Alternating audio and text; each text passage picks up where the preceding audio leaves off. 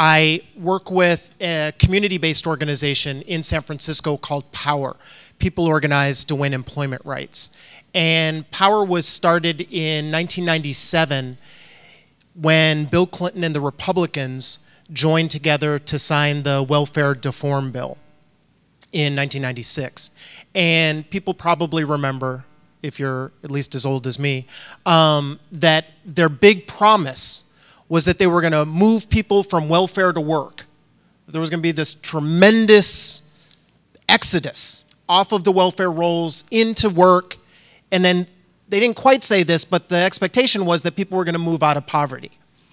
But in San Francisco, for 12 years before they had passed the federal welfare reform bill, San Francisco already had a workfare program where almost 10,000 people were forced to do work that used to be done by unionized city employees, sweeping the streets, cleaning graffiti off of muni buses, or doing laundry out at the county hospital, general hospital.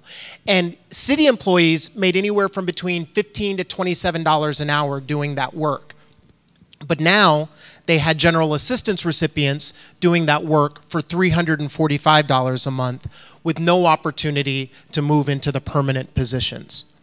And so POWER was started essentially as a community-based union, trying to build up the collective power of low and no-wage workers to be able to change the workplace situations that they found themselves in.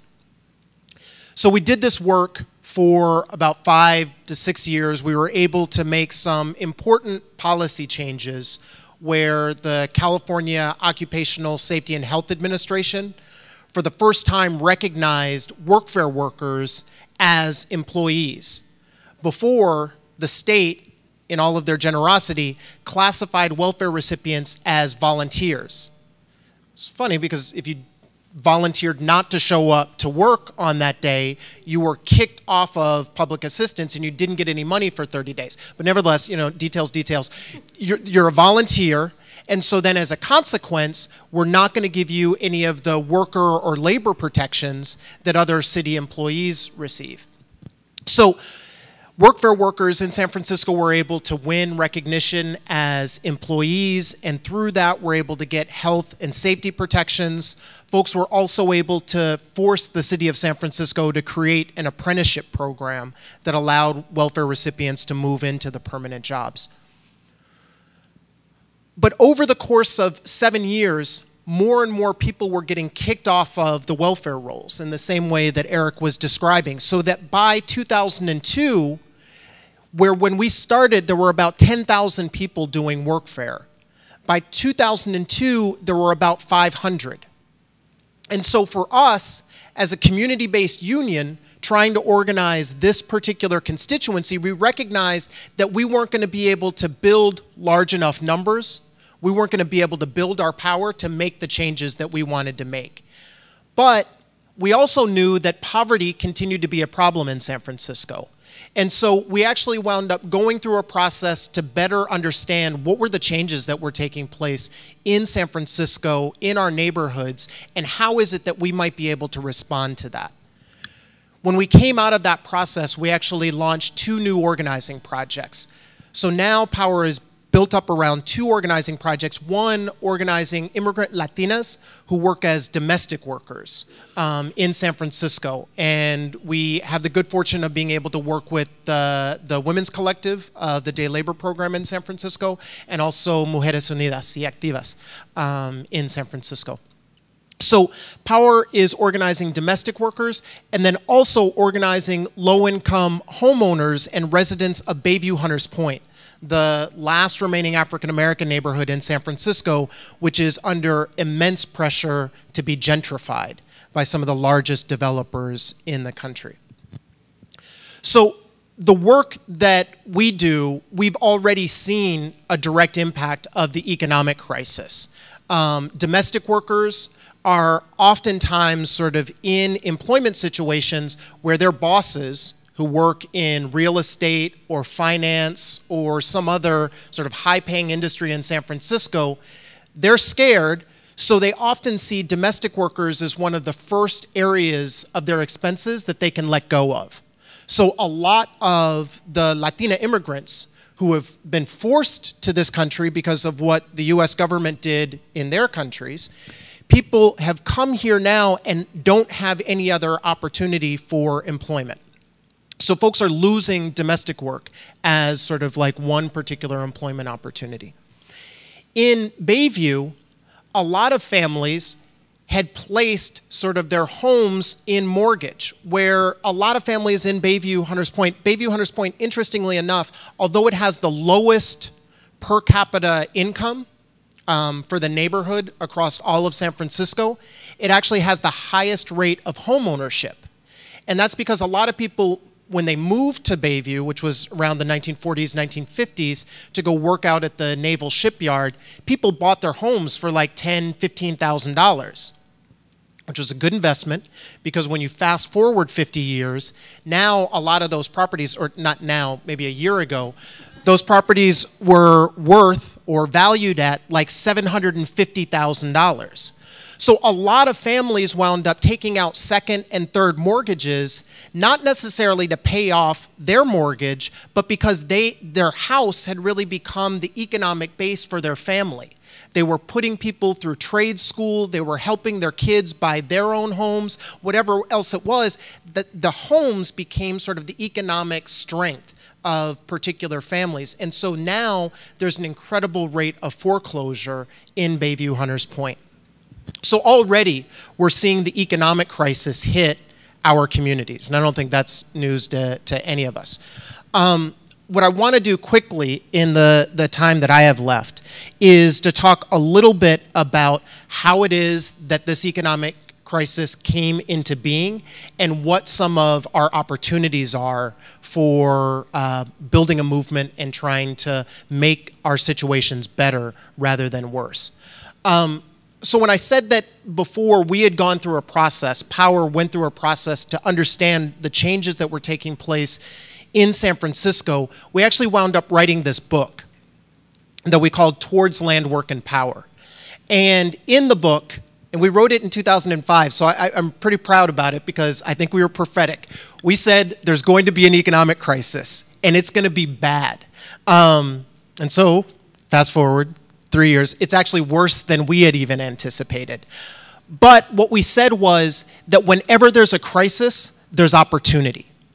And if we can see that opportunity and jump on it, then we can actually change the game and really begin to create better living, working, playing situations and conditions for our families, for our communities, for the country, and for the world. But it really requires us to see the opportunity in the midst of this crisis.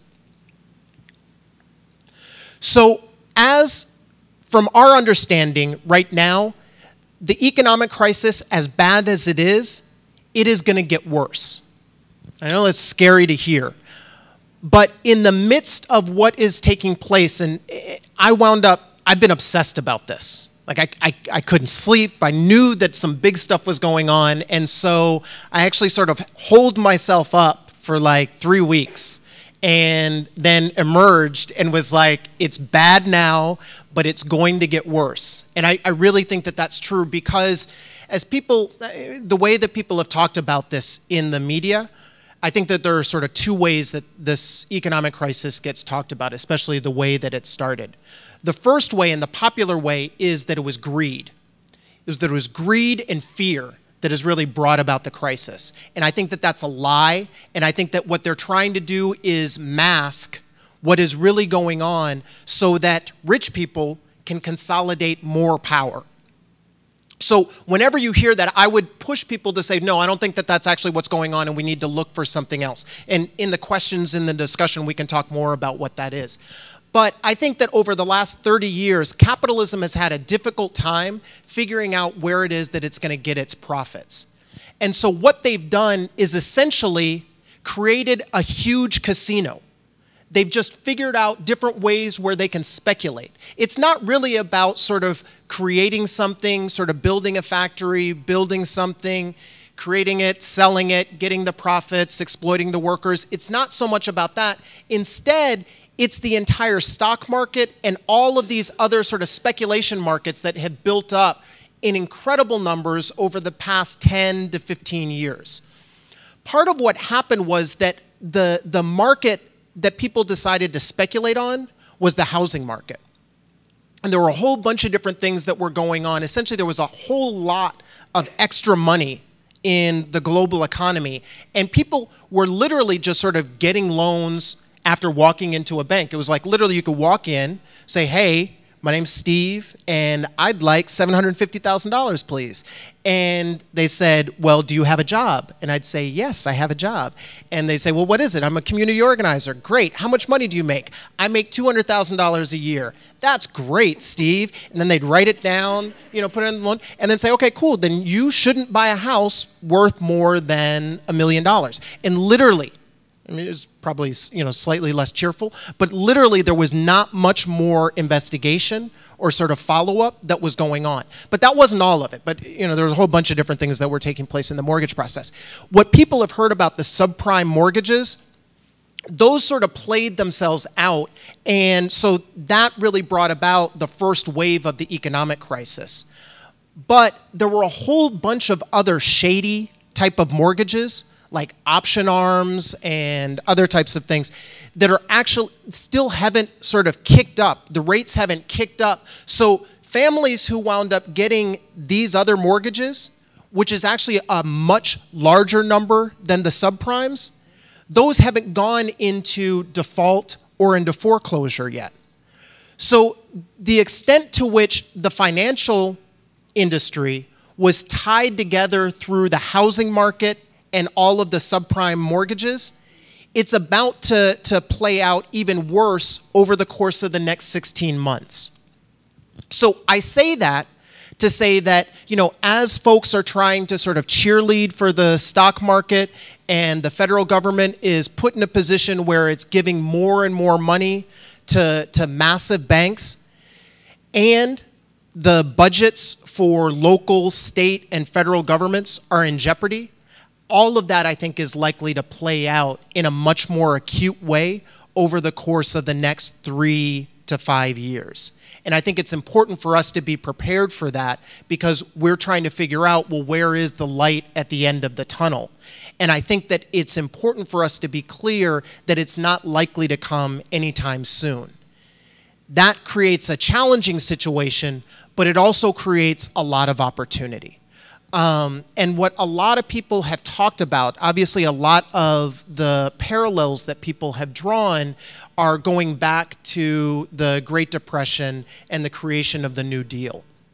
And I think that there are a lot of differences between where we are now and what happened then, but I do think that there are some real important similarities, particularly at the increase of the level of social movement and social activism amongst low-income people, communities of color, and oppressed people. And I think that's really where we should be looking to sort of build lessons and figure out, well, how is it that we're going to respond then? And so I think that there are a couple things that, for me, have been really important in terms of thinking about, well, how do we move forward? I think one of the important pieces is I think it's critical for us to figure out, well, what's our vision? How do we want sort of the economy? How do we want businesses? How do we want job opportunities to function in our communities and in the country? One of the critical pieces, I think, that has played out both with the economic stimulus package and then also with the bailouts to the banks, which is interesting for somebody who is doing work around the welfare reauthorization. This is my own little tirade, if you'll excuse me on this. But the banks, right, are going up and saying, well, look, we need more money. The $150 billion that you gave us just wasn't enough. So we need some more. I constantly am flashing back to, like, you know, all of the concerns that people had about the welfare program and giving low-income moms like $300, and they were like, look, you know, we will create a level of dependency that will, we won't know what to do with it. But now all of a sudden we're talking about banks and, you know, people in, you know, sort of like corporate jets and whatever, and people are like, oh, okay, here, you know, just take more. Yeah, you need more, just, you know my number. So the first thing is, I think that the economic stimulus package, the money that has gone out, the $787 billion that they're talking about putting out and creating jobs, those jobs are being created by the private sector. It's not like the WPA program where the government actually employed people to build schools, to build hospitals, to fix roads or bridges, but instead it's really the private sector.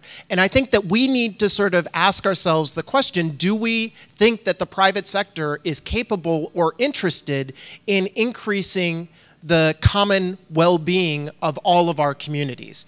My inclination is no, and so my sense is that as we're pushing for policy, that we really have to figure out how is it that we can create sort of an alternative to this particular model that I think a lot of the policies have been built off of. So that's one sort of area. I think another area is really trying to figure out immediate day-to-day policies that are going to impact and improve people's lives. So one of the things that a lot of people have been talking about is fighting for a 30-hour work week. Sort of creating a situation not just where people work less, creating more opportunities for other people to be able to have jobs, but actually making it so that people can live and sustain a family by only working 30 hours. So that then people actually have an opportunity to be able to take care of, raise kids, take care of their parents, their grandparents, whatever it is. We have to understand, well, look, as the capacity of the economy continues to be very high, how is it that we're able to take advantage of that, but then also create more job opportunities for more folks? The last thing, and I think this is important for us in California, is to really sort of focus some attention on Proposition 13. So one of the things, I mean, people have always, sort of been mad about Proposition 13, but it worked in as much as the housing prices continued to go up. But now that the housing prices are going down, it's interesting, but even when the economy gets out of the recession or the depression, however it is that you refer to it, because the housing prices are still relatively low, they've gone down, the state budget for California is going to be fixed at that level. And so this creates an incredible pressure on the state budget for the state, and then ultimately for the services that are coming to folks in our communities. I think it's critical, and I think there's a real opportunity for us to call into question Proposition 13 and really to begin pushing it back. So there are some policy things, and there are more things that I think we can talk about later on. But the last thing that I'll flag, and I think that Tanya is going to wind up talking more about this, but all of these interesting policies are interesting until there's a movement that's capable of making them real. So I think that our challenge is really figuring out, well, how is it that all of these people that we're coming in contact with on a day-to-day basis who are looking for work, who are struggling with being able to provide housing for their families, who are seeking food services or what have you, how is it that we begin to sort of take the anger and the frustration that people have and to begin connecting that to the hope that people are living with and sort of getting out of bed with? How is it that we're connecting that fear to the inspiration and then creating vehicles for people to be able to give expression to a level of activism that I think this country hasn't seen for the past 30 years? I think that there's a real opportunity for us to build a movement in the midst of this crisis that really shifts the economic, political, and social realities of this country. And I think that it's up to us to create the basis for that movement to come into being.